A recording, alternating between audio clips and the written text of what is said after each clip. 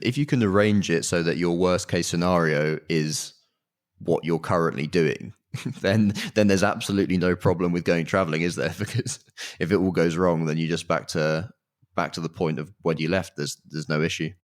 That is today's guest, Will Hunt, and I want to give you a little background into how he ended up on the show. He's actually a listener here of the podcast. He sent me an email, caught my attention, where at one point he said, quote, "I have handed in my notice at work, and in 6 weeks, I will be attempting to canoe the length of a country in West Africa. I'm giving up a comfortable life in London to pursue adventure full-time," end quote. Now, to be clear, Will wasn't asking to be on the show. He was just checking in. And meanwhile, I was reading his email and the alarms were going off in my head. Ding, ding, ding. I was thinking, okay, we have to do one of our special transition to travel episodes. These are episodes where I will interview somebody right before they're about to embark on a big trip. Usually that involves some life changes, as you'll hear today. And then I will catch up with them months or sometimes even a year or more after the trip to hear what their biggest lessons were, to get a better understanding of if their expectations beforehand matched up with the reality of their time on the road. And it's just a lot to unpack because you hear the same person in two totally different places, and you can really get a sense of the power of travel and big change in life. And what makes this particular episode different is the nature of the trip, because this was really an expedition heading to the Gambia, attempting to canoe the length of the River Gambia in West Africa. How does someone who doesn't really have a clue how to tackle an expedition like this prepare? What about a bigger type of adventure and all the many unknowns that come along with that? I first caught up with Will when he was 2 weeks from leaving his job and 3 weeks away from going on the trip. He was packing up his apartment. We talk about what motivated him to travel, his doubts and his fears, some of the mindsets behind the trip itself, some of the sacrifices he's making to choose travel, plenty to unpack. And then you'll hear our second conversation together. You'll fast forward 4 months, and you're going to hear me talk to him after his big trip. I'm not going to tell you if he completed his goal of navigating the River Gambia, but you're going to hear all about the journey, why getting to the starting point was an adventure in and of itself, some of the unexpected emotional twists and turns a journey like this can take.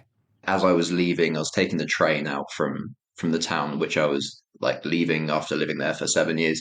And I was expecting to be really excited, but actually I was quite sad. I was leaving behind, friends, family, and a comfortable, nice life. And I wasn't really nervous for the trip as much. I was just kind of sad that the chapter was closing.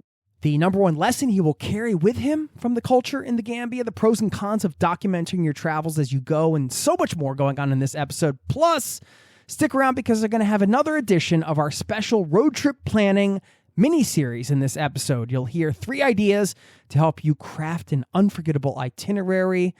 It's all happening right now. So buckle up, strap in. Thanks for being here, and welcome to the Zero to Travel podcast, my friend.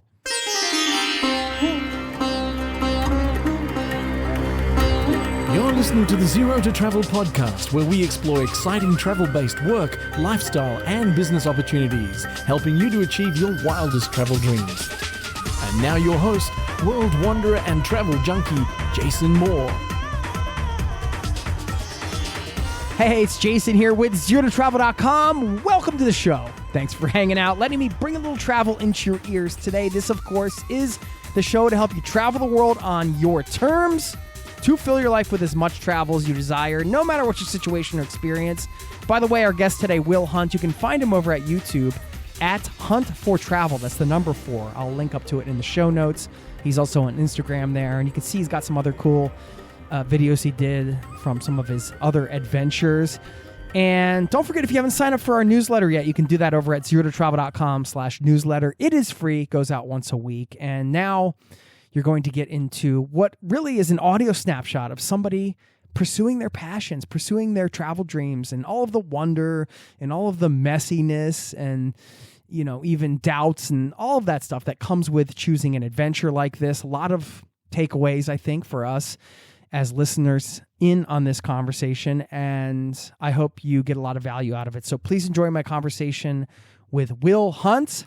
Thanks for listening, and stick around on the back end. I'll leave you with my biggest takeaway from this conversation. Of course, a nice quote to wrap it up. And before all that, you're going to get another edition of our special road trip planning mini-series to help you craft an unforgettable itinerary on your next road trip. Thanks for listening, and I'll see you on the other side, my friend. Cheers.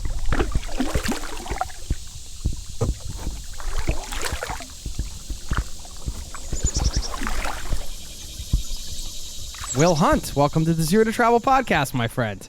Thanks very much for having me. A bit surreal hearing that after listening to so many episodes. Well, I appreciated your email, and you said you've been listening to the show for quite some time. And, when a listener reaches out and they've got their own inspiring transition to travel story, then it's always nice, I think, to share stories from the community. And there's always some lessons to pull out of there. So anyway, congrats on your big decision. Do you want to let us know kind of where you're at today in terms of leaving your job and going on your trip?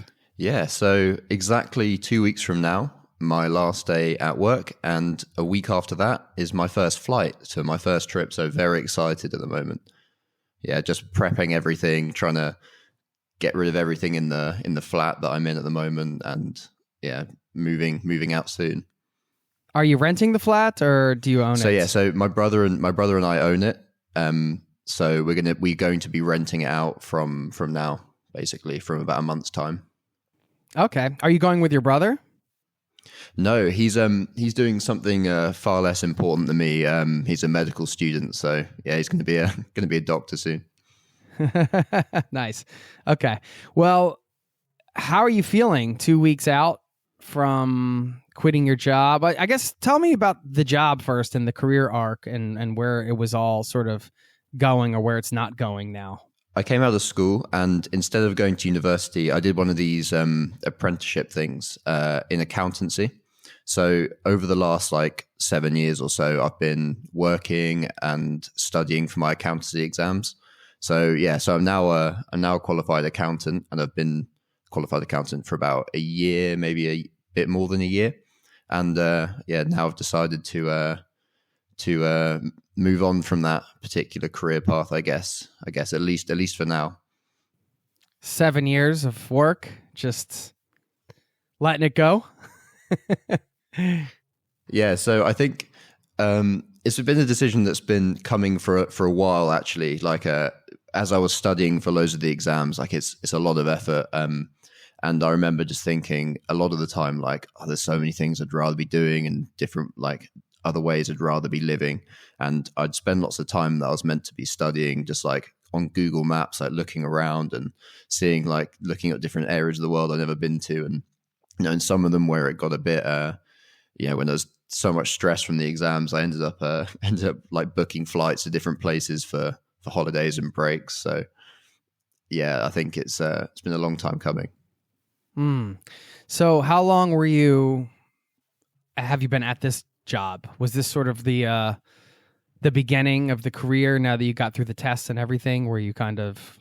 The first job I had out of after I finished school was this accountancy firm. So one of the bigger accountancy firms, I think one in the top 10 in the UK. So it's not one of the huge ones where people are doing crazy hours, but it's one of the larger ones. And I was there for 6 years.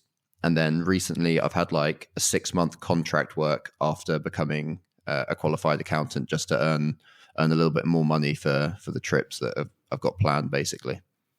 Yeah. Well, that's the kind of job, it's a good skill set to have, because I feel like you always will have opportunities to earn. Yeah, exactly. And remotely or wherever, in a different country, there's always it's a good way in, I think. When you're quitting a job to travel, there are a lot of different scenarios. And one of them could be, I'm quitting this job and I'm going to take a gap year or whatever, and then come back and get back into the career or whatever. I mean, for me, the sense I'm getting from you is that this is more like instead of sort of like trying something else for a little while, it's more like choosing another life path. Is that accurate?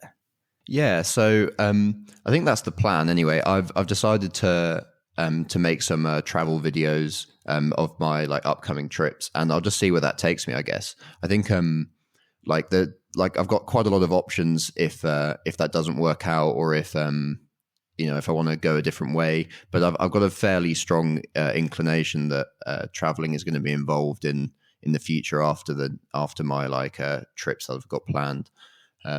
Either with remote work or with something else entirely. I'm quite open at the moment to wherever this leads me, really. Yeah, because the decision is a big one. Was it hard to actually pull the trigger? Yeah, so it's a big decision, but like I said, it's been brewing for a long time. So I've actually been very slowly building up to this point for a while. So my I used to go traveling with my parents sometimes, but on like shorter breaks. They traveled a lot for work, so I was always kind of around it from a young age. And then since I started earning money at a job, I've been all of my savings for the first few years when I wasn't earning that much were going like into 2-week long trips in somewhere interesting. And then I've been slowly building up to solo travel, like each time I get my annual leave from work. And yeah, so been like practicing filming and stuff on my last few trips.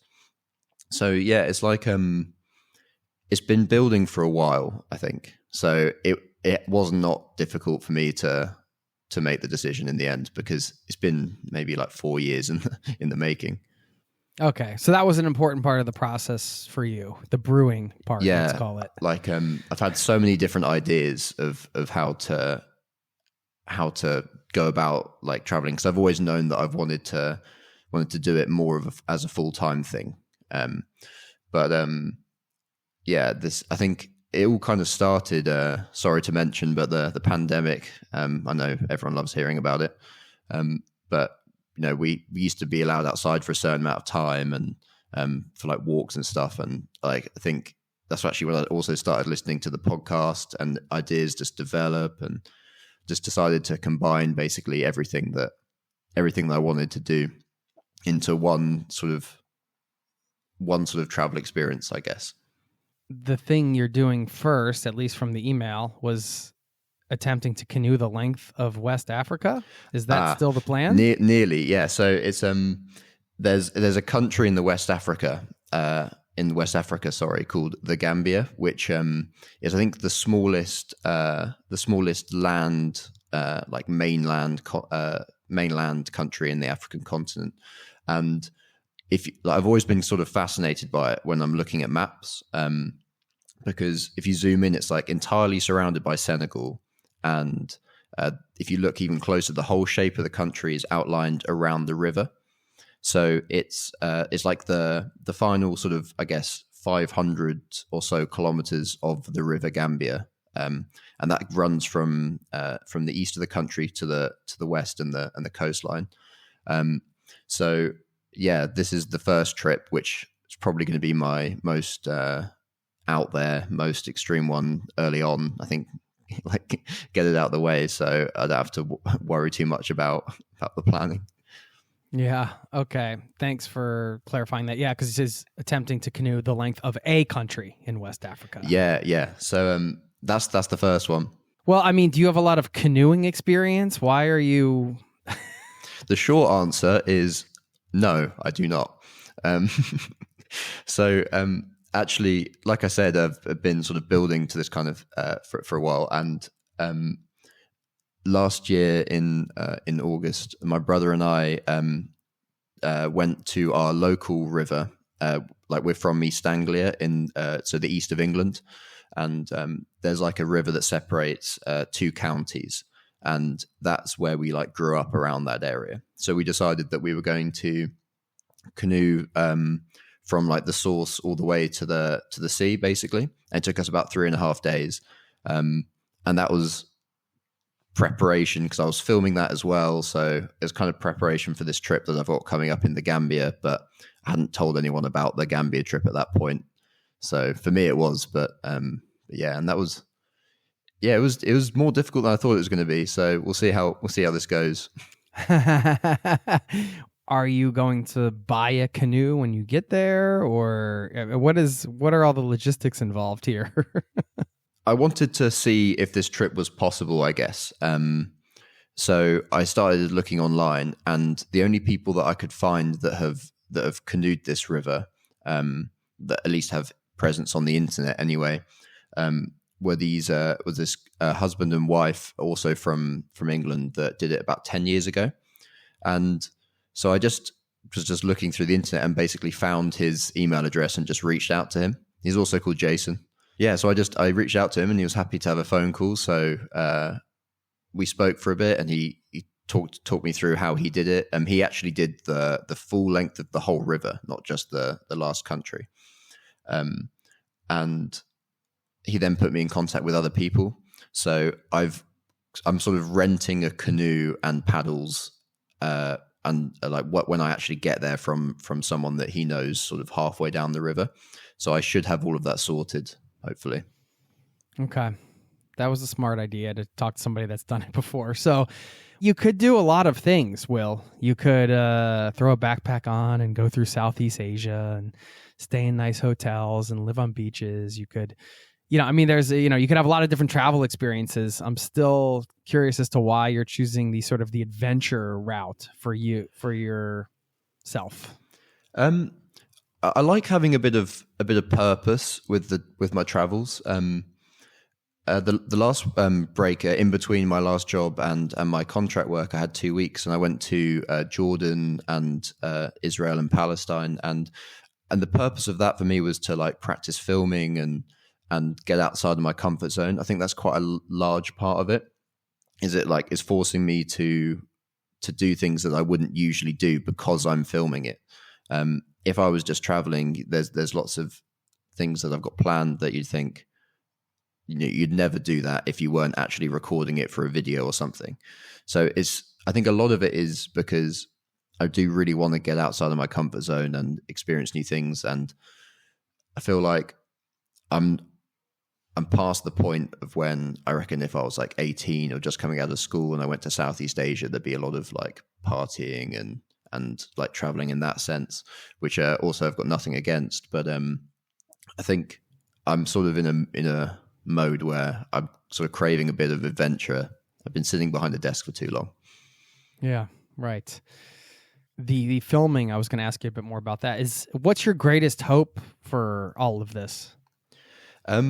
So the best case scenario is that this eventually becomes a viable career, but I never set out to do this for that purpose. It's only in the last couple of weeks where I thought I might as well give it my full effort to see if anything goes from it. I was just gonna film anyway, just for fun, because I really enjoy it. It combines everything that I like doing with so it's the traveling. I used to like taking pictures when I'm traveling quite a lot, so it's sort of like that.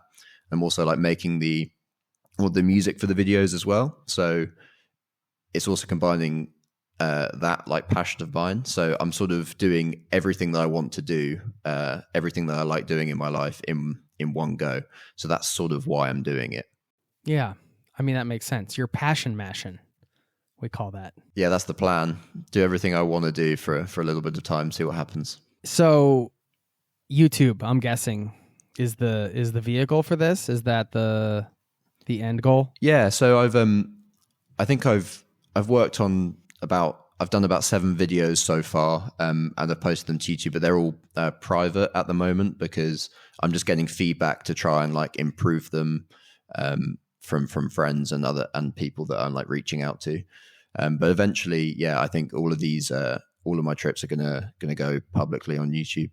Well, I've heard from a lot of people that it's 2 years of consistent publishing. So if you can commit to that, it sounds like once that seems to be the sort of the mark where people start taking off. Yeah, I think the plan is to film for 1 year, have it all edited, and then be posting them as I'm also filming the next year's worth of stuff.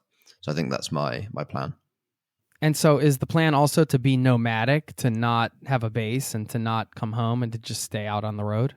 No, actually, I'm very lucky, and I'm also quite excited about this, but I'm moving in with my grandparents.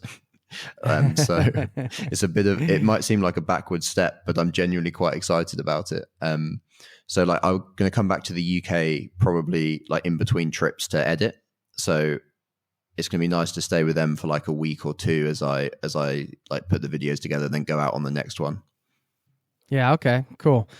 Yeah. Everybody's got a different scenarios and things they can work with in terms of resources like that. But I think it's a healthy to think about, like you mentioned, it sounds like a step backwards, but I think also that's a lot of that is mindset, right? For somebody listening that wants to prioritize travel like Will is doing here, and you're thinking, well, I can't move back in with my parents if that's an option for you, because that would be a step backwards. But that is, again, is it a step backwards if it's pushing you forward on something towards a path that you want to do? Then it's not really a step backwards. It's a tool that's allowing you to take a step in the direction you want to go. Yeah, no, completely agree. It's for me, it doesn't feel like a step backwards at all. It does feel like the next stage of my life, really.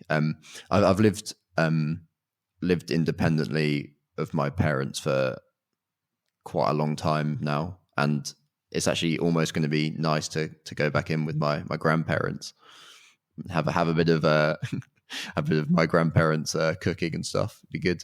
Yeah. What are some of your fears around this, or things that you're nervous about? I'm just curious, because these are always nice to talk about, because when we catch up later, it will be interesting to hear if some of these were founded or unfounded.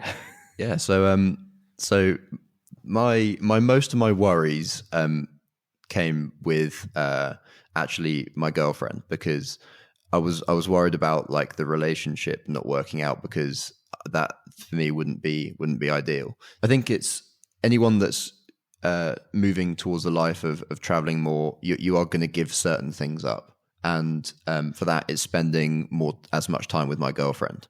That's the main thing, really, because everything else, I don't really have too many commitments. I don't have like kids or anything, but that was definitely something to consider. But I've kind of been convincing her to do her own kind of traveling, and then we'll hopefully meet up and do a trip together as well. So she's going to go to Spain and South America to learn some Spanish. So she's not going to be stuck working whilst I'm doing this, and we're going to meet up in between. So that's quite nice. But yeah, I think it's not easy to necessarily go from living and spending lots of time with someone to then not for an extended period of time. How were those conversations leading up to it with your girlfriend? What was that process like? Because I'm fishing for some advice here, people that are listening that might want to, well, obviously if you're listening to this, you probably have some travel dreams, and then you have to balance that with the relationships you have. And sometimes that's family relationships, friend relationships, but also intimate relationships. And that can get really tricky, and some people don't end up traveling just because they're afraid to lose that relationship or have the conversation. It can be tough. Yeah. So my girlfriend's been great with everything, actually, and she's incredibly supportive of what I'm planning on doing. But it does help that when we first met, I was talking about doing this, and that was like 4 years ago. So she's been primed for a while that this is going to happen. So it makes it a bit easier when there's a lot of notice, and you're not just dropping it on someone, I guess. Yeah, but that can also go, boy, is he really going to do that? Yeah, no, I know. I think I've been. Like I've said I was going to do it for a while, but when I usually say something like that, and I think she could tell I meant it. Yeah. How long have you been together? Yeah, about 3.5 years, I think. Okay. Something like that. Right on. What are some of the other fears around this? Let's call them. More literally, hippos. Quite scared of hippos. Yeah. Right. Well, that's a legitimate fear, I'd say. Yeah. Yeah. It's genuinely, I am actually quite worried about them, but I've tried to sort out like a guide to help me through those areas where there are hippos. They're not in the whole river, but yeah, other fears that are more, I guess, relatable to people listening. You're always a bit worried about finding a job when you return, if you return, and like how it's going to affect the future. Like, because if you're in a stable job, you're saving money, you're maybe like saving up for a deposit for a house or something. But one of the reasons, again, why I kept going with my exams, my accounts exams, is to give me that safety net. So even with travel in mind, it was important for me to finish the qualification so that I don't have that anxiety about being able to find something if I need to. So I guess advice on that would be to get any kind of skill that is you can make money from in some way, even if it's not related to your travels specifically. Yeah. Like the worst case scenario isn't that bad. I mean, you just end up kind of doing a job maybe that you're doing now. If that's the worst case scenario, then it's not too bad. Yeah, exactly. If you can arrange it so that your worst case scenario is what you're currently doing, then there's Right. absolutely no problem with going traveling, is there? Because if it all goes wrong, then you're just back to the point of when you left. There's no issue. You got nothing to lose. Yeah, exactly. In terms of your, I guess, the side of, I don't want to say self-development, but this idea of wanting to challenge yourself with the decision and the means of travel you're choosing, at least for the first adventure, and kind of the way you're going about travel. What are you trying to get out of that personally? Is personal growth a part of this for you? Are you just totally open? What's kind of your mindset there? Yeah, personal growth is definitely one of the reasons why I'm doing this. But it's kind of personal growth in all of the areas that I'm interested in. I think it's not the main. I actually don't know why, to be honest. I'm drawn to these kind of trips instead of the standard ones. But I think it's just like I really like the adventurous aspect of them. I like the fact that it's unplanned and anything can happen. I think that's quite interesting. But from where you're coming from, I think going outside of your comfort zone does ensure that you grow in some way. You can have like good experiences and bad experiences from it, but overall you definitely develop as a person. And I think that is sort of what I'm aiming to do. Love it. And you sent me I know it's a private video now because you don't have anything online, but you sent me the video of you and Jordan doing you're traveling with the no phone and no map. I was like, yeah, this is Gen X travel. This is how we used to travel. Yeah. How did you like that experience? Do you know what? I absolutely loved it. It was, yeah. So Jay's talking about a video where I turned up in Amman, the capital of Jordan, and the first thing I did was take a whole day and just leave my phone like turned off in my bag. I still had it in case of an emergency, but I just had it switched off. And yeah, exactly. It's like it's a big thing to not have your phone on you now, but it didn't always used to be. So it was interesting to see how that affected a standard day of traveling. And to be honest, I think it made it much more enjoyable. Instead of just hopping from one tourist destination to the other, like from your maps or from reviews, you end up just walking around and having to speak to people and really open to anything. You have no idea what's going to happen to you or who you're going to meet. And as a result, you end up speaking and meeting so many different people. And like I ended up playing chess in a cafe with some Egyptian guy I met. I was talking to people making like clothes in the souks. I met a Dutch guy that we ended up traveling around the rest of Jordan together, and that was only like the first day. So it was great. It really like immerses you in the experience, I guess, of a city. I'm definitely going to do that again. Did you carry that on through other days in the trip, or was it just the first day? Just kind of let me just dive in and see how this goes. Yeah, so I also did it in Jerusalem afterwards, and that was completely unplanned as well. So there's another video of me doing that in Jerusalem. But I guess I was also looking for because I'm still sort of learning, and I'm just trying to find different genres of video, I guess. So that was another reason. But yeah, like the reliance on phones now is crazy. There was I was at work and I thought, oh, what if I just don't bring my phone because I'm like sick of being on it all the time. And I turn up and I immediately need it because I need to log into a software with like authentication. I couldn't get into the bank, so I ended up having to go home and get it. There's a crazy reliance we have on them now. Yeah, it's super frustrating. I did that. I went down to the subway just to go downtown and didn't bring my phone or anything. And I forgot that you need to there's no place to buy the ticket, or it wasn't open. And so then I needed my phone to buy the ticket for the public transportation.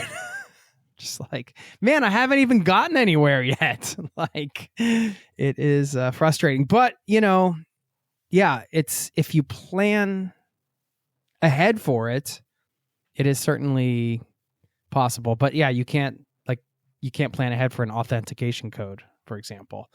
It's tragic in a way. Yeah. But I'd really recommend anyone listening you don't have to go far, but just to like explore without your phone, just somewhere you just haven't been before, maybe like the next town, because it really does like open you up to new experiences that you wouldn't necessarily have if you were just on your phone going from point A to point B.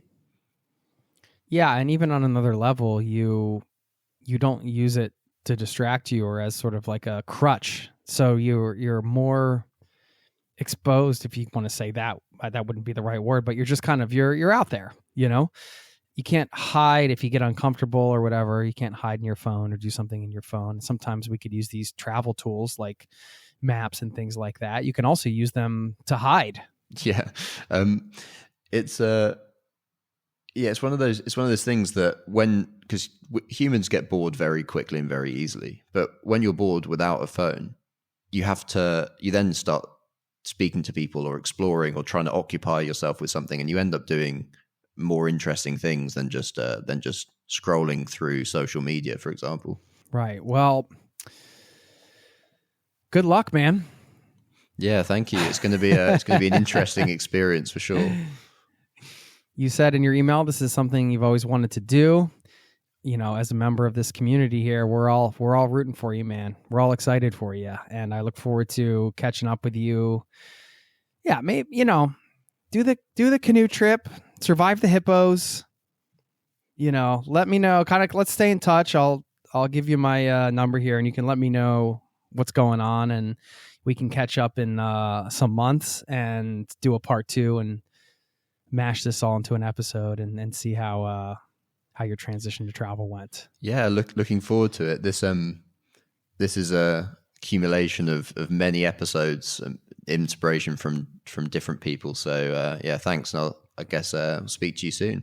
It's a community powered show, and that's what's beautiful about this, sharing the stories and everything. And so I appreciate you paying it forward and sharing your story here, and look forward to doing the part 2 with you, man. Yeah, let's see if I don't get eaten by hippos. That would be ideal. Yeah, please, that would be ideal. Please don't do that. All right, man, we'll chat soon. Take care. All right, see you later. Bye-bye.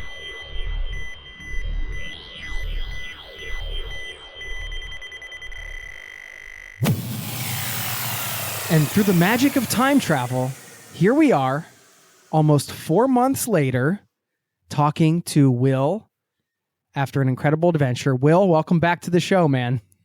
Yeah, thanks. Great to be back. Well, we're jamming this all into one episode, and that's the beauty of this. We can see how things went for you here almost 4 months later. And when we talked, just to refresh your memory, you were 2 weeks away from the last day of your job, and you were excited about making some videos about your adventures and things like that, and you were gearing up for this thing, but you had really no idea what was going to happen. So there's plenty of places to start, but I guess just like, how are you feeling now compared to, if you could think back to where you were in your headspace then and now, how you feeling? I am a lot less stressed. I think the 2 weeks before I left, there was just so much stuff to organize, sort out, plan. And now everything is just happening, and I'm just letting it happen. And yeah, a lot less stressed. Do you feel like you're getting into what I might call like that travel flow, where you're just you're on the journey now and you're just flowing with it? Yeah, I think I got that feeling basically the day I landed in the Gambia. But it's just such a stressful experience trying to get everything sorted before I left, and sort out all my belongings and where I'm going to stay when I come back and all of that kind of stuff. But yeah, now it's much more easygoing. Well, tell us about the trip, landing in the Gambia, what it was like. I don't think you had been there before, right? No, Yeah. never been to West Africa before. Yeah. I mean, you're just like, I've Yeah. never been here before, but I see this river. I'm just gonna, paddle the whole length of it and figuring all that out. So, yeah, how did you do it? How was it? What was it like when you arrived? What were your kind of emotions? How did you yeah. Yeah. Firstly, the trip was just crazy, like ridiculous. So much stuff happened that I wasn't going to expect or anything, but it was all good.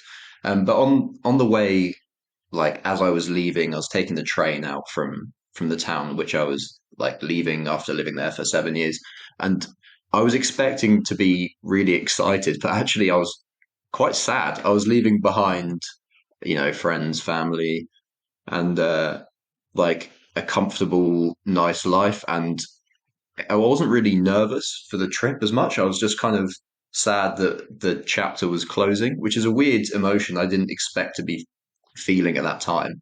And that all went away as soon as I landed actually.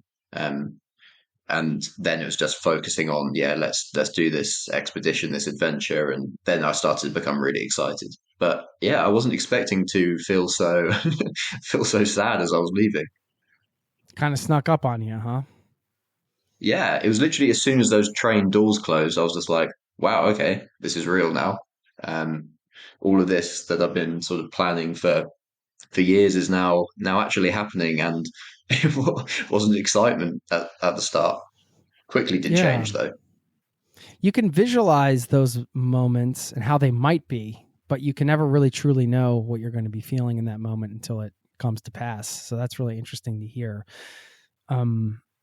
What did you do when you arrived in the Gambia? How did you manage to organize this expedition? And I guess I'd be looking for some advice for anybody else listening that might be like, maybe they're not doing it at the scale that you just did. By the way, let everybody know what you did. Did you successfully navigate the river for all 470 kilometers, I believe it was? Yes, I did. And Woo! it took. Congrats. Yeah, I know. I know. It was crazy, man. Honestly, it was it was difficult. It was fun. It was everything that I hoped it would be, honestly. But getting to the start point was an adventure in itself. So the capital city, Banjul, is on the Atlantic coast, and I had to travel up to the far east of the country and pick up a canoe like midway through that journey. So, and also my guide that I sort of arranged to meet before. Luckily, he did show up.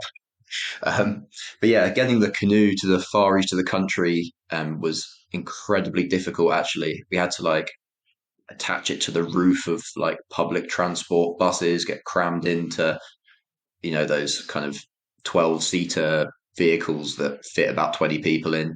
and go through these really remote regions and end up having to sort of carry it and get a sort of like a moped tricycle thing to get us right to the border with Senegal at the far east of the country. And that took the best part of a week, I'd say, to sort everything out just to get to the start. So I was really raring to go when I finally got there. Yeah, those are the things that, on the surface, it's easy when you say, oh, I like the idea of doing something. And then there's the reality of it when you're like, all right, yeah, I actually have to get this canoe across. I'm stuffed in a bus with these people. Then okay, that's the thing. It's so in your face, right? You can't really, it's no longer a hypothetical. There you are, like battling the heat and the masses and the logistics and all of that. And that's the point, right?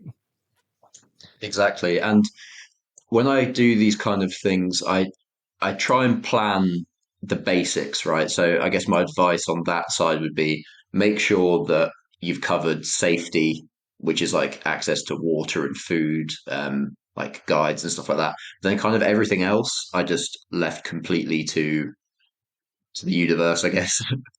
What's going to happen? But yeah, the heat was definitely the hardest thing about the trip by a long way. It was much hotter than I had anticipated or planned for. Did you have any surprising insights about yourself or just through the culture there or anything like that? One of the things that I took from the culture there was the community-based spirit and sharing. Everyone would share everything.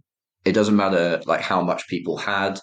In Western societies, I know that's a big generalization, but especially maybe in Northern Europe, we don't tend to invite people into our houses all the time and share food and things. But every single place I went to, all of these tiny villages along the river, towns, just on public transport, every single person was just sharing everything. So I found myself opening food on a bus towards the end of the trip once I'd finished and just like handing everything I had to everyone because I was just in that sort of culture. And that was really nice. In terms of things about finding stuff about myself, I guess that I now kind of think that I can put myself into these very challenging and difficult scenarios and actually push through them and know that I'll like grow because of it. And that's quite a nice thing to have at the back of your mind. When something goes wrong, I can always now think, well, at least I'm not 25 kilometers from the nearest town feeling incredibly sick with like 4 hours of paddling to go in the canoes. That's quite good. Tell us about your guide, because he was a big part of obviously what you did. So can you tell us about he Chris, he was right? half of the story, wasn't he? Yeah, absolutely. Yeah, he was really nice and probably the most relaxed person that I've ever met in my life. So I think I remember telling you that I was genuinely quite scared of hippos on the last podcast. On night one, I was woken up. We were camping in the bush, woken up by hippo noises like really close to us, and they are much louder than you'd imagine. And genuinely was quite scared to get in the canoe the next morning. But Chris just like said, oh, no problem, man, no problem, no problem, just all the time. And the first time we saw a hippo making loads of noise, it was probably about 100 meters away, and he's just like sat at the back of the canoe, lighting up a cigarette. It just looks so relaxed. It completely put me at ease. But yeah, a really nice guy. It's amazing how somebody else's energy can impact you in that way, for better or worse, right? Yeah, and it was only at the end of the trip that he told me he was actually also kind of scared of hippos. It was just his outward demeanor. Yeah, yeah, we had some close Well encounters for sure. Well, that's a pro right there. You're a pro guide if you're hiding your fears from from those you are taking along with you. The filming aspect, that was a part of this too. You mentioned that you wanted to make the travel videos. You would do it just for fun anyway. I'm just wondering, how was that for you in the end? Did that end up being fun, or was it more like a chore?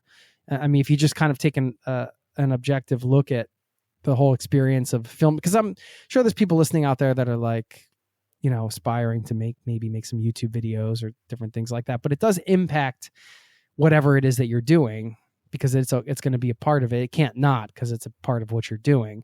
And so you're capturing it. And yeah, that's going to be a part of your travels in whatever, good, bad, ugly, whatever, however you feel about it. I'm just wondering how that felt for you, that part of it.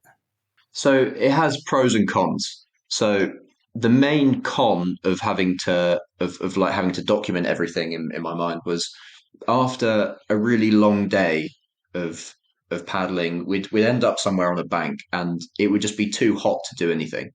So I think the hottest we paddled in was 46 degrees Celsius, which I think is like 115 Fahrenheit, which is just ridiculous. And then having to go, we end up in a village, but then I know that, yeah, this is part of the video. I need to start filming. That was really difficult. But on the flip side of that, filming kind of pushed me to go and speak to people and explore more of the places that I was in, and have tours around local villages, meeting the village chiefs, and it kind of pushed me more out of my comfort zone that I don't think I would have done if I didn't have a camera. Also, people were much more likely to come up to me and they wanted to speak to the camera to, share how they felt or their views on something or just anything really. So I think it gave me some sort of, authority is the wrong word, but it gave me access to lots of communities that I wouldn't have the chance usually, or just wouldn't venture into the small villages. Yeah, or perhaps it sounds like, maybe it opened up some conversations you wouldn't have had otherwise, whether that be you approaching them or them approaching you because they were keen to be a part of it. I mean, that is something that's happened. I would say not happened, but that's a recurring theme on this show time and again. It seems like when somebody has a project and they're out there, it can be that people rally around that, or it could be at a way in, so to speak, to kind of meet some locals, or them wanting to be a part of that in some way. So that can be a good thing. But like you said, the downside of maybe having to do it when you don't feel like it. And yeah, I mean, do you think it's something you're going to keep doing? Is it something you're keen on doing? Yeah, I'm still doing it now. Actually, I'm on my sort of next trip, and yeah, filming at the moment. Yeah, it's something I really enjoy doing, and when I come back and start editing the videos, I relive everything that I've been through, and that's a really fun experience as well. So yeah, it's definitely something I'm going to be doing. I will be uploading to YouTube, so there will be videos out when this podcast goes out, which I'm really excited to do. Yeah, you sent me one of the ones you made already. It was great. So definitely encourage people to check that out. You get a feel for. I like how it's. You were taking us along on the journey in what felt like a real way. You mentioned your girlfriend, relationship, things like that. How is, not to get too personal, but that's what we do here. How was all that going? How was that? Any advice around that, or any unexpected developments there? Well, I think regular communication was really helpful. Obviously, I returned to the UK after the trip, which I was in West Africa for 6 weeks, and then my next adventure now, I'm in France at the moment, bike packing through the different cheese regions because yeah, that's a normal thing to do. But she came to join me for a part of it. We went to the south of France, and she's actually doing her travels herself now in about half a month's time. So I'm heading back to see her before she goes to South America for a bit of solo traveling. So that's quite exciting as well. Yeah, cool. Tell us about the bike packing trip. What was the thought behind that? How was the experience? Well, if you want to watch someone who has never really done any road cycling before get dropped off into the Alps with a very heavy bike and really struggle to climb up mountains, then yeah, that'd be a good watch. It's been so much tougher than I thought it would be. Yeah, so I think now, as of yesterday, I've ascended greater than the height of Mount Everest in altitude overall, um, with a bike that's really not meant for it. So it's been Ignorance tough. is bliss. Yeah, yeah, it's definitely definitely made me stronger. What is the difference between bike packing and bike touring? Is there a difference? I am not an expert, and I really don't know what I'm doing. Honestly, I'm every single day I'm kind of choosing a route. I'm basing this about eating as much French cheese as I can. So I'm just cycling to all the different cheese areas, and yeah, I really am not the person to speak with any authority on bike packing and bike touring. I've basically just got a road bike and a strapping bags to it, so I'm not sure what Okay. that is Okay. called. Well, I mean, this is a good example of, the idea that you don't have to know everything to go do it. It might be hard as hell. It might be unenjoyable at times. You can probably do it in an easier way or have a better bike or, all of these things, but you're still out doing it and having the experience. And that's the point. I mean, I find that inspiring. Yeah, I actually did it to a more extreme level after I finished the trip along the River Gambia. Um, So after I finished, I was thinking, oh, it'd be really nice to stay in like a sort of luxury hotel for a few days and, relax and, sit by the beach for a bit. But my mind immediately just wanted to go on another adventure. So I took a really small backpack with I think just a mosquito net and a sleeping mat and just crossed the land border into Senegal and just started walking into uh, these remote villages in honestly the middle of nowhere and without any plan whatsoever because I was just in that adventure sort of mindset. So yeah, that was a much more extreme version of just like, okay, let's just see what happens. Let's let it all pan out. How long did that go for? I think about 8 days until I got exhausted with the heat, basically. What did you discover during sort of the random meanderings? Well, it was really interesting because you you have to then speak to people and say, "Can I stay here?" But it's a country where I don't speak the languages. In the rural areas, they don't speak any French really. It's just the local tribal languages. I'd learned a few words, but not much. So you just have to sort of really just smile and hope that someone will take you in for the night. And you end up meeting just people who would just take literally the entire day to show you around. I spent a lot of time being being sort of shown around all the small villages and just filming village chiefs speaking in their local language. So I've got hours of footage of that, which I need to go through and translate and edit and everything. So it's it's quite it was quite an interesting experience. Were you pretty well received, I guess? Yeah, I was because the borders of countries in West Africa are not really as important as the borders of the tribal groups, and I was quite familiar with how a few of these tribes were because they overlap with the Gambia. So although the culture in Senegal and Gambia is different, I was quite comfortable with it by that time because I'd already spent a month in the region. And I knew that I would be well received, really, especially in the rural areas. And I felt safe the entire time, which I wasn't really expecting, to be honest. The smile goes a long way. That can be the universal language, of course. It's interesting to hear that you didn't opt for the luxury hotel after the whole River Gambia thing because of the mindset, and that is something I just wanted to pull out the power of the once you get in to a certain mindset, whether it's you're trying to get into working for yourself, or maybe you don't want to do an adventure like Will's done, but maybe you want to do something that's more adventurous for you. Everybody's got their own sort of, things that they would define as adventurous related to them. Right. But then diving in and doing it can really dramatically change your mindset to the point where, I'm sure you probably thought you would end up in the hotel and not wandering around to random villages, but the mindset's a powerful thing.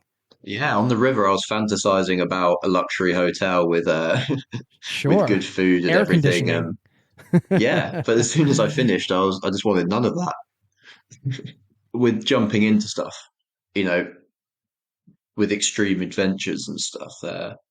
It didn't start like that. So my first video was just me and my brother taking 3 days to like kayak the length of the river that we lived around when we were growing up. So that'll be like the first video I release, but it's a lot less extreme than canoeing across an entire country that with with all the wild animals and everything. But it's you start somewhere, and something that's adventurous for me might not be adventurous for someone else.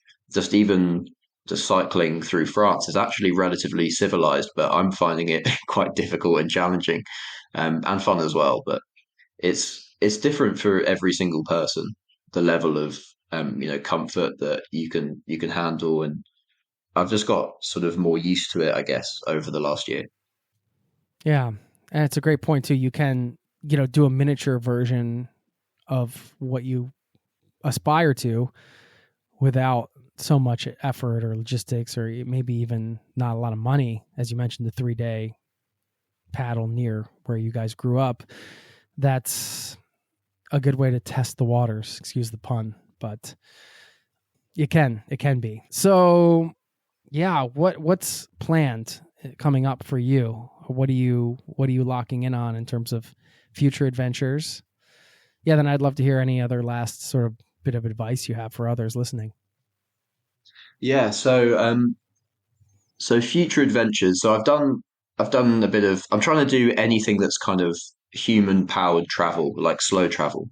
This is what I found with the bike and with the canoe. So the next and walking in Senegal. So my next stuff actually, I'm going to do some hiking in the Caucasus, the Caucasus mountain range in Georgia, and also a bit in Armenia, I think. Um, but again, haven't really planned anything specifically, but I've got a few video ideas that'll be fun. I also want to visit India because I have time and I've always wanted to go. So it's in terms of I've got a lot lined up, a lot of options. But yeah, I think in terms of the videos, I think I've already filmed nearly 30, I think. So we'll start to release them and make them at the same time, and I'm really excited to kick that off because it's something I've always wanted to do, really. And I think the moment where I post the first one, because there's so much effort that goes into them, um, like filming, like planning, editing, like making all of the music for the videos. It takes it's more effort than my actual job that I left in my 9 to 5. So I'm excited to finally show people. Yeah. Yeah, that's often the case when you're doing it all. And you have to carry all the responsibility to get it out there. But sounds like this is a real time snapshot of somebody who's pursuing their passions, pursuing their dreams, and that somebody being you. And I think it's great, man. I think it's cool to hear kind of where you're at and you're in the middle of it. And like you said, it's hard. There's struggle. There's things that haven't been all fun. And that's what it is, right? I think that's important. Like you can aspire to the glossy Instagram photo or whatever, or you can listen here and just hear the reality of it, right? Like the reality of it is a journey. And it's just cool to talk to you because you're on it. So huge congrats, man. Yeah, thank you. And when you watch these videos, as I've done also with other people on YouTube, you'll see me in this case struggling in the 40-degree Celsius heat. You'll see me struggling to climb mountains, but it's sort of without you trying to be, it's still authentic, but it's glamorized to an extent because you can't have a live stream of your face as you're walking for hours or cycling uphill for the entire day. So it makes it does glamorize the experience, regardless of how real you try to be with the videos, which I found kind of interesting because people like myself will watch these videos, think, oh, I can do that, and then do it, and then you're like, wow, okay, I'm not seeing the hours behind everything. But yeah, I think the main emotion that I'm feeling at the moment is just excitement the whole time. Really, I'm excited for the current adventures and future ones and the videos and everything. So yeah, I think advice, I guess, anyone that is planning on leaving their job to go traveling is just do what you really are passionate about, and it doesn't matter if you haven't got everything planned or it's all perfect before you go. Just jump right in and stuff will figure itself out. And I appreciate you sharing about when you edit videos and put music and stuff, of course, it's not going to be the full reality. That's what Yeah, it you is. can try and make it as close as you can to the reality, but you can't see an entire day. You can't see the hours of just sitting under the shade of a tree trying to stay hydrated. You don't see that. Yeah. No, Only that's snapshots. we call long TV in Scandinavia. Yeah, that might work actually. Just, watching it. If somebody has time on their hands to watch a guy sweating it out under a tree for 4 hours, then be my guest. But... Yeah, that's not the kind of content I want to make. Any sort of things you're living by right now? Mottos, quotes, just something that's top of mind while you're on your adventure now that you want to share before we let you go? And then, well, I guess before that, let people know, should we just link up to the YouTube channel? I don't know if you have a name for it you want people to search or... Yeah, it's Hunt for Travel. So my surname is Hunt, so there's the sort of mild pun. HUNT for the number 4 travel. And Instagram is just the same with an underscore at the front, underscore Hunt for Travel. Yeah, but I'd love everyone to just check it out, even if it's not your like cup of tea, I guess, because it's just I'm really excited to share it with as many people that want to watch it as possible. And anyone that's on here that'll be listening will be right at the start of that journey, I guess. So yeah, we'd really appreciate it. Yeah, cool. Do you want to share any quotes you're living by or anything like that to let us go? Yeah, and I'm not sure who I ripped this off from, because it's definitely not something I made up. It's something I heard somewhere. It might have even been on this podcast, but I think don't take advice from someone that hasn't done what you want to do. So many people will say, oh, but that's you need to worry about this, but they've not done anything at all similar to it. So if you just actually only listen to like experts that have done what you're doing, then you're more likely to give something a go instead of just listening to any negativity. Yeah. Cool. Thanks for that, Will. Huge congrats, man. Stay in touch. We look forward to following you on your adventures. Yeah, thanks, Jason. Thank you.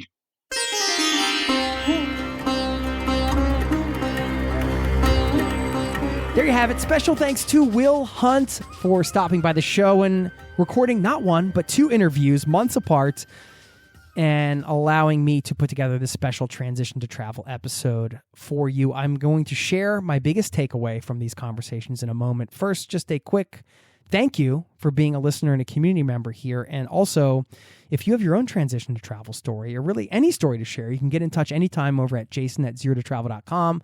Of course, you can sign up for our free newsletter, which goes out once a week over at zerototravel.com/newsletter if you haven't done so. Now, my biggest takeaway from this episode is cliche but true. Go before you are ready. It's easy to never feel like you're ready. We can always do more research. We can always talk to more people who have done it. But in the end, if you go and do the thing, whether it's travel or otherwise, you might succeed. You might quote unquote fail. But either way, you're going to have stories to tell and you're going to have lessons learned and so much more. So in the case of travel, perhaps consider going before you're fully feeling ready. Go do whatever you're going to do. If it's not travel related, just do it before you're fully ready. Something about that, when you get to that point and you go, you'll be ready.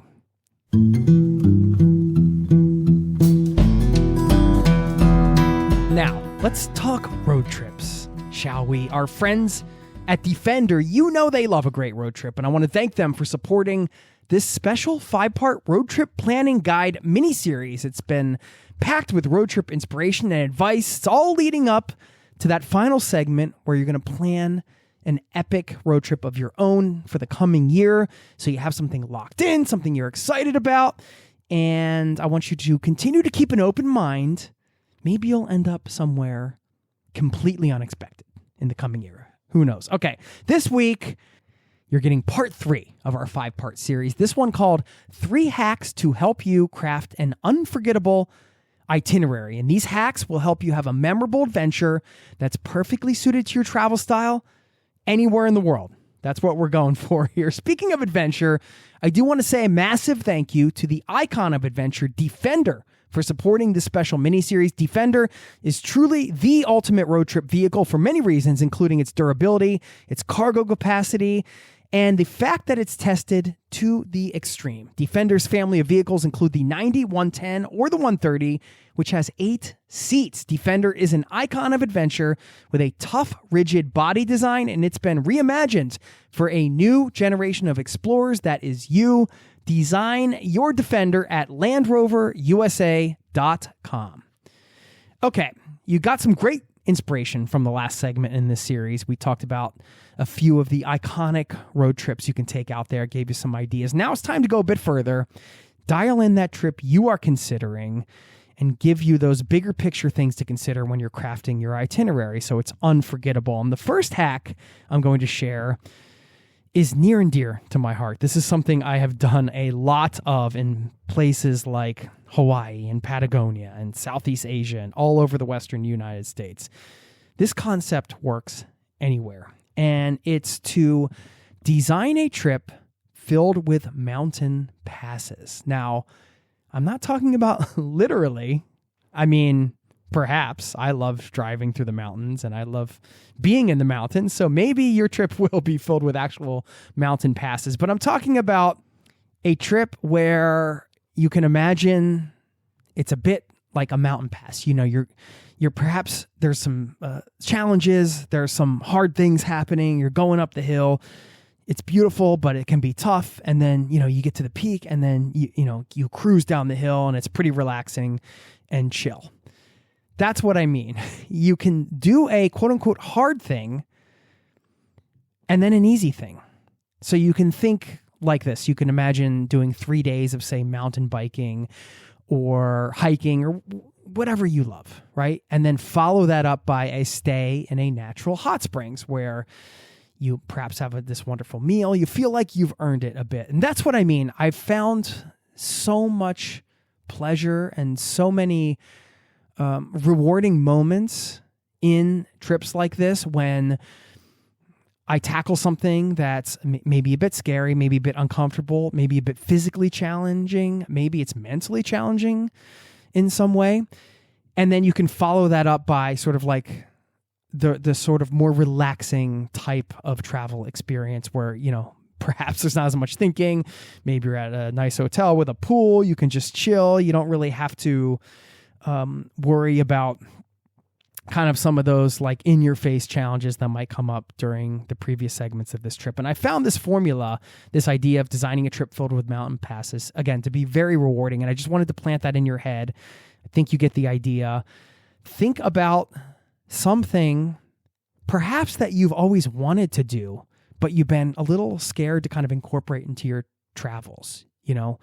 If you have never gone mountain biking before, I use that as an example, go to a place where there's some epic mountain biking. And if you don't own a bike, find one to rent, find a guide, get out there and just do something like that. Do something that challenges you in some way. Something perhaps that you've been putting off, but that's really, tugging at your heartstrings. You're like, why do I want to do this thing? I don't know how to do it. I'm a little scared. Maybe that's the thing to lean into and to make as part of your itinerary. So I just wanted to throw that idea out there right away because that can really dictate a lot of an itinerary. If you're going to centralize it around a particular activity like that, then you can kind of build around that and you can build those sort of mountain pass climbs and then those sort of cruising, relaxing moments that come after that, and you can sort of piece together the puzzle that way. Okay. The second hack I wanted to share is this idea. It's a real time saver. If you're somebody who has a specific interest or a sort of specific style of travel, you might want to consider reverse engineering your itinerary. And what I mean by that is you list your interests and just build the whole trip around that. And one way you can do that is by finding a tour operator. Perhaps group travel is not your thing, but if you find, say, an adventure travel tour operator, if you're into a more adventurous type of travel, you can look at some of these wonderful itineraries that are out there that are being offered by companies. Again, you might want to stick to some of the smaller group tour type companies and not the big sort of mass tourism companies. But if you look at some of the itineraries on some of the smaller specialty group tour operators, you can find some really incredible itineraries. I mean, they've already done all the work, right? They've found some of the cool places and some of the villages to see and, all of those things. And it doesn't mean you have to do that exactly, but it can save you loads of time if you borrow some of those ideas. If some of those ideas resonate with you, then you can go ahead and just quote unquote steal that itinerary. And sometimes through that type of research, you can figure out some of the places not to go as well. Perhaps there are some places that, a lot of these itineraries are hitting this place. Maybe there are going to be a lot of people there. Maybe that's a place we should avoid. Maybe we should stay outside of that place. So it just gives you some food for thought, even if you're not going to take a full itinerary, by just looking at some existing itineraries out there, whether that's through tour operators or, your favorite travel blogs or whatever the case is. It can at least give you a foundation from which to operate if you're kind of struggling for, finding ideas and figuring out where to start. Once you read those descriptions and kind of dive in, you can kind of see if that's for you. Perhaps you use that as just inspiration. Perhaps you take that exact itinerary or you visit some other places along the way. I think you get the idea. But this concept of you don't have to reinvent the wheel. There's a lot of information out there. Find something out there that resonates with you, just one or two itineraries, and then use that as inspiration to craft your own unforgettable itinerary. Okay, lastly, now this one might sound obvious, but a lot of travelers struggle with this because, we work hard to get to the point where we have the free time to get out and explore. And it can actually be challenging to relax in some ways. You want to pack things in, right? When you think about having an unforgettable itinerary, I think for some people, a lot of us, what comes to mind is, how much can we pack in to our, 2 or 3 weeks or a month, or, maybe some of you out there are going to be going for multiple months. How much can we pack in? What can we do? What are all those experiences we can have? Of course, I get it. I'm a traveler. I love travel. That's part of the excitement, right? It's like you want to satiate that curiosity, I guess you could say, which can never be satiated, of course. And that's why I think it's very enjoyable and important to build in dead days. Plan dead days, as in days without plans. Now, there are a couple approaches to this I want to share, and a little bonus one at the end. One way you can do this is just don't plan any activities, but that doesn't mean you can't do anything. You could actually just chat with some locals and let them dictate what you do for a day. And if you like it, maybe even more than a day. An easy way to do that is to just go into the local tourism office and pick their brain and ask them for some of the recommendations. Talk to some people on the street. Ask them where to eat. Ask them which places they like to visit. Ask them where you should, get a delicious coffee. Hit them up and just let them dictate where you go. You never know where it's going to take you, and there's an excitement to that. There's a fun to that. And when you don't have anywhere to be, you can really relax into that experience and just kind of go with it. And that's the point. You need to have that time created for yourself. You need to create that time for yourself so you can do something like that and just kind of roll with it and just relax and go for the ride. It's such a wonderful thing.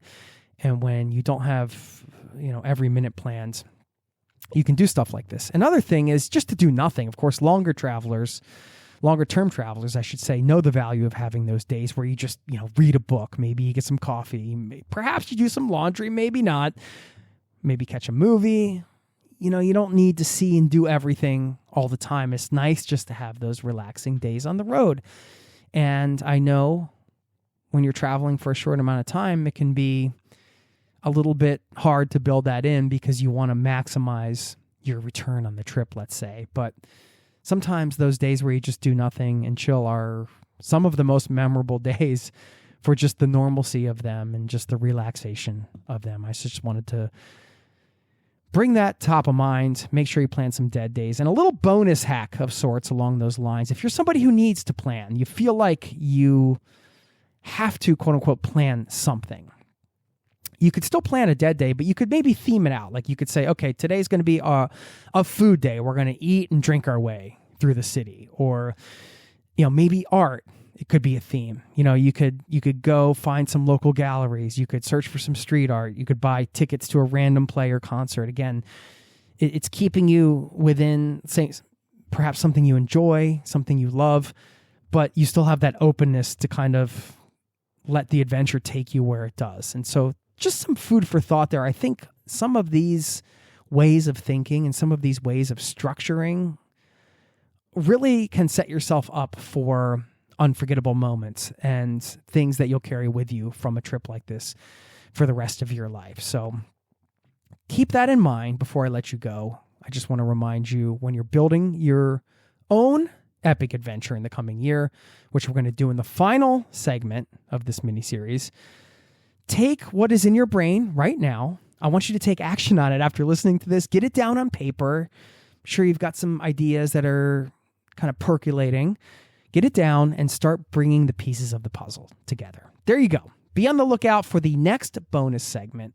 And I want to share one last thank you to the icon of adventure, Defender, for helping me help you plan your next iconic adventure. Defender has been reimagined through thoroughly modern design, but one thing that hasn't changed is Defender's legendary capability, off-road and on. It's the ultimate vehicle for road tripping. You can explore the Defender 90, 110, and 130, which has 8 seats. So bring all your friends along over at LandRoverUSA.com. Thanks for listening.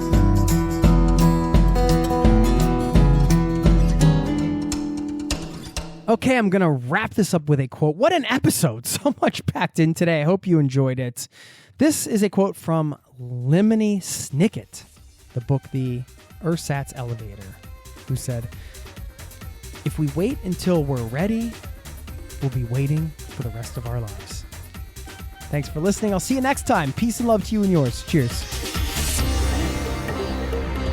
This podcast has been brought to you by ZeroToTravel.com. Ideas and advice to make your travel dreams a reality.